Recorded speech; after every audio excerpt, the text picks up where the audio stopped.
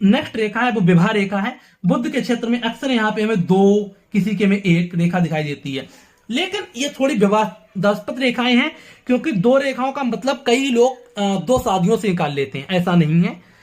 एक रेखा का मतलब कई लोग शादी से निकालते हैं, ऐसा नहीं है। कई बार हमने देखा है जो जन्म से बिल्कुल सांसारिक जीवन में नहीं है, उन्होंने कभी सांसारिक भोग जीवन का नहीं किया है, उनके भी हाथ में अक्सर रेखाएं होती हैं। तो कई बार इसे हम दीक्षा की भी रेखा कहते हैं।